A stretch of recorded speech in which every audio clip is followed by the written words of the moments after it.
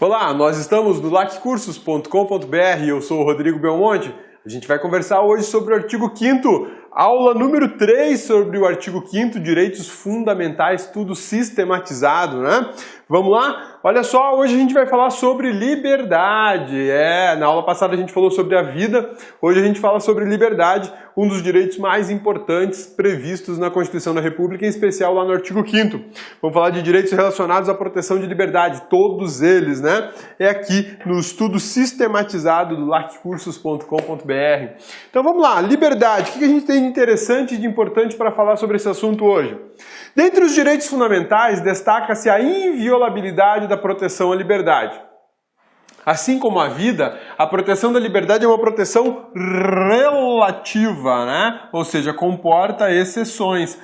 Quando a gente fala em proteção da liberdade, quando a gente fala em tutela da liberdade, a gente está falando de um direito relativo. Por que relativo? Porque a gente bem sabe que é perfeitamente possível cercear, limitar a liberdade das pessoas. Basta você pensar numa prisão. A prisão é sim uma violação, é sim uma limitação da proteção da liberdade do indivíduo. Mas é uma limitação, é uma violação, é um cerceamento previsto e autorizado pela Constituição da República. Portanto, esse modelo de cerceamento ele está inserido no sistema democrático, no sistema constitucionalista previsto no Brasil. Tá? Exceções à garantia da liberdade, por exemplo, a prisão. Né? O princípio da legalidade também interfere nesse ponto. Por que o princípio da legalidade? Você não pode se utilizar as suas liberdades para poder, de alguma maneira, descumprir a lei.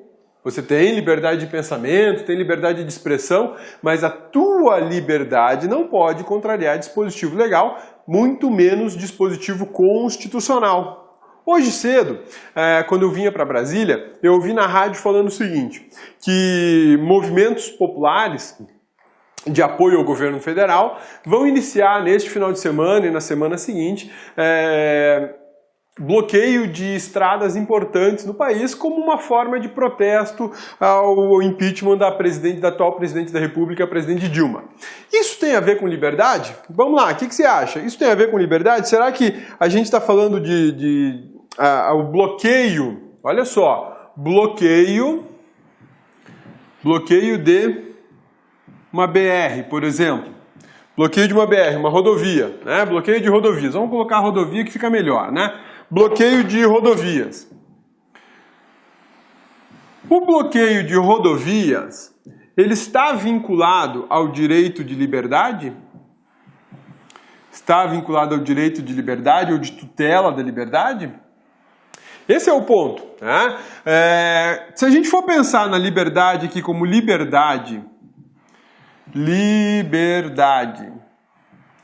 de protestos, sim, está perfeitamente ligado a ideia de liberdade com a ideia de liberdade de protestos, ou seja, eu tenho o direito de manifestar minha opinião favorável ou contra ao governo federal, à atual situação, ao impeachment e por aí vai, mas o fato é que essa liberdade de expressão não pode, em momento algum, resguardar alguma ilegalidade. Que ilegalidade nós teríamos aqui na ideia de um fechamento de rodovia?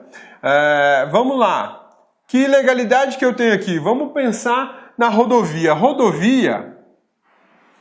Rodovia, ela representa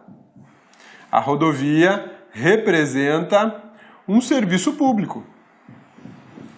Um serviço público. E todo serviço público está sujeito a um princípio administrativo super importante, que é o princípio da continuidade do serviço público.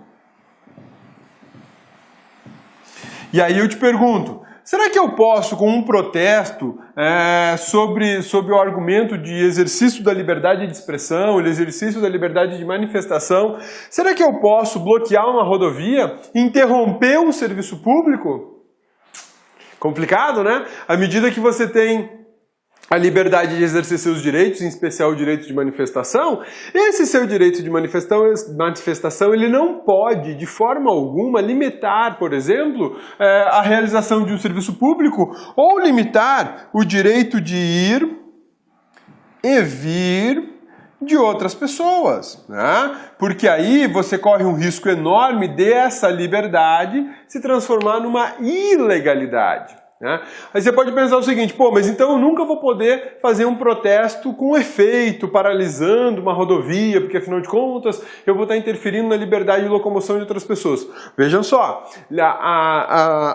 o bloqueio de rodovia não é algo, como é que eu posso dizer, admirável, né? Porque quando você bloqueia rodovias, você causa uma série de problemas de caráter econômico, de caráter de saúde pública, de segurança pública. Então o bloqueio de rodovias não é o meio mais adequado, mais correto, digamos assim, de você manifestar. Mas é possível, perfeitamente possível, você exercer um bloqueio parcial.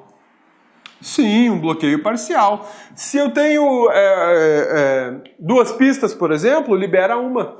A outra pista fica bloqueada. Isso vai diminuir o fluxo de veículos, vai tornar tudo mais lento, mas você não interrompe o serviço público. Ah, mas e se for uma pista simples? Se for uma pista simples, de vai e vem, você interdita ela do mesmo jeito e garante a passagem de veículos só por uma das faixas de rodagem. Vai continuar causando tumulto, vai mostrar para todo mundo que você está indignado, que você está protestando e tal. Isso é o quê? Isto é o que a gente chama de ponderação, né? Proporcionalidade. Então a liberdade, ela é sim uma garantia, é um direito relativo. Ela é relativo. Via de regra, eu não posso, sob o escudo do direito de manifestação, bloquear uma rodovia para dizer que eu sou a favor ou sou contra o impeachment da presidente Dilma. Eu não posso fazer isso. Porque isso viola a liberdade de outras pessoas, isso viola a continuidade do serviço público, a necessidade de se garantir escoamento de grãos, escoamento de safra, transporte de pessoas doentes, transporte de passageiros e por aí vai. Então o meio liberdade de protesto, liberdade de expressão, liberdade de manifestação, não pode, em momento algum, cercear a liberdade de um outro cidadão. Por conta desse modelo de protesto, que ele é muito utilizado no Brasil, vem sendo muito utilizado no Brasil por manifestantes, integrantes de grupos populares, a gente tem uma situação muito interessante. O bloqueio de avenidas, né? Bloqueio de avenidas dentro de uma cidade. Agora eu saio da estrada e vou aqui tratar de um bloqueio de avenidas. Vejam só, a mesma situação. Para eu bloquear uma pista dessa, algumas coisas têm que ser observadas para que o bloqueio não seja tido como ilegal. Pô, cabeça, mas então eu nunca vou poder bloquear uma avenida porque eu vou violar o direito de outra pessoa. Via de regra Via de regra, o bloqueio de uma avenida é um limitador. O bloqueio de uma avenida, ele limita o direito de ir e vir do outro. Tá? Você vai limitar. Quer queira, quer não, vai limitar. Agora resta saber se existe legalidade nisso ou não.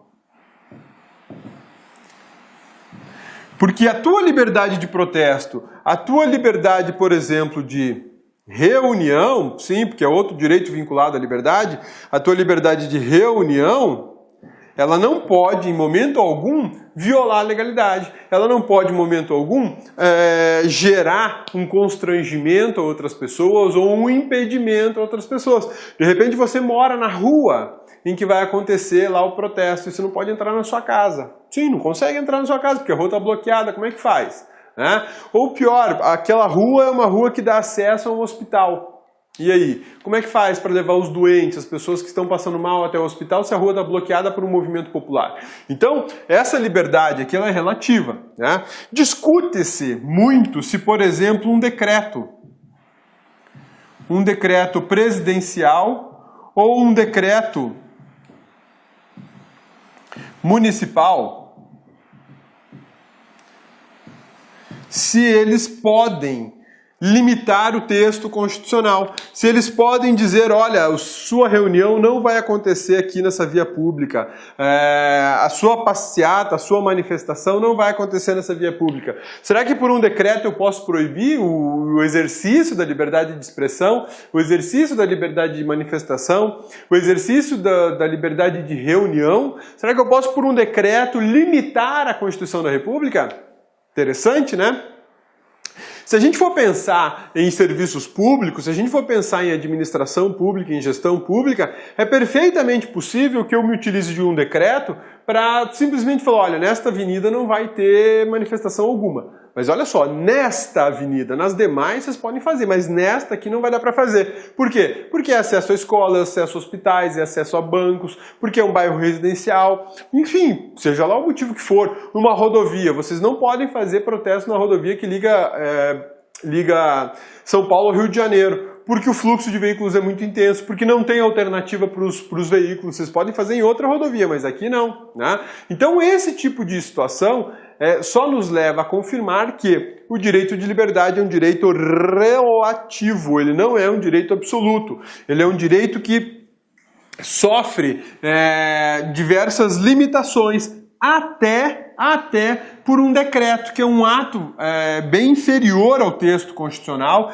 e hierarquicamente ele está situado bem abaixo da Constituição, naquela pirâmide hierárquica de normas, né, que é a pirâmide de Kelsen, e você tem aí um decreto cerceando a Constituição da República, mas isso pode sim, desde que o decreto tutele um outro interesse maior, chamado supremacia do interesse público, né?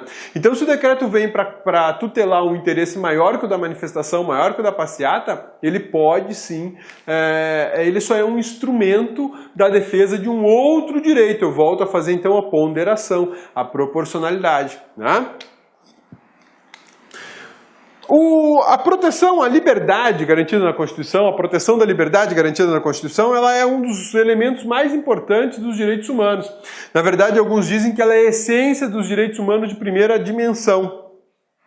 Olá, meus amigos, minhas amigas, você que está estudando para o concurso da PM de São Paulo 2016, nós do Lá Concurso preparamos um curso super competitivo. São mais de 180 videoaulas exclusivas para você.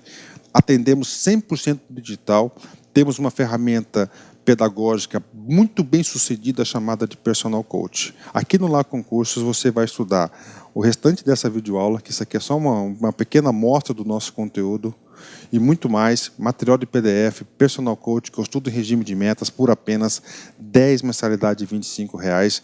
Você vai ter esse acesso aí e garanto vocês, se vocês cumprirem todas as nossas orientações pedagógicas, lá no dia da prova, lá no dia 5 de fevereiro de 2017, você fará uma grande prova. Tá certo, meus amigos? Espero vocês aqui no Lá Concurso. Ah, já esquecendo, você quer o material de apoio dessa videoaula que você acabou de assistir? Então, aqui embaixo, aqui na descrição, tem um linkzinho, clica lá e faça seu cadastro e você baixa esse material gratuitamente. Forte abraço, fique com Deus e espero vocês aqui no LAC. Tchau, tchau. Clique lá